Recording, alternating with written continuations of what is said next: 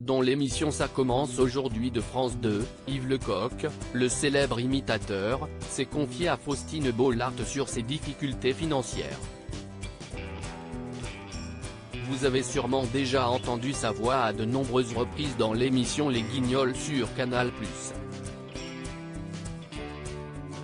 Hier, l'humoriste Yves Lecoq était l'invité de Faustine Bollard dans l'émission Ça commence aujourd'hui diffusée sur France 2. Célèbre pour ses imitations de Jacques Chirac, il s'est confié sur les difficultés qu'il traverse dans un format spécial de l'émission intitulé Humoriste, il nous dévoile leur face cachée. J'arrive au bout de mes peines. Alors qu'il animait encore l'émission Les Grands du Rire sur France 3 en 2019, Yves Lecoq a dressé un constat assez inquiétant de son quotidien. Interrogé par Faustine Bollard sur sa vie actuelle, il a répondu sans langue de bois, « Ma vie, a été très dure depuis 3 ans parce que 3 ans sans salaire c'est dur à vivre. Pour tenir le coup, l'imitateur a été contraint de vendre ses propriétés, souvent aux enchères, à des prix qui ne me permettaient pas de payer mes dettes. Malgré ses difficultés financières, Yves Lecoq reste positif puisqu'il a annoncé arriver au bout de ses peines, principalement matérielles. Le plus dur semble être derrière lui pour l'imitateur historique de Jacques Chirac sur Les Guignols.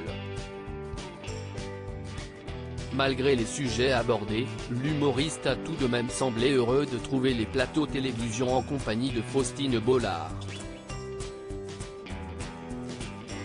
Des problèmes de santé?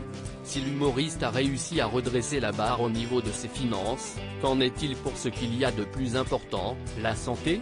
Sur cet aspect-là, Yves Lecoq a rassuré tous ses fans puisqu'il a assuré que la santé n'est pas si mauvaise que ça dans un sourire. À 76 ans, il est optimiste pour l'avenir mais assure également « Je ne suis pas encore sauvé de l'histoire.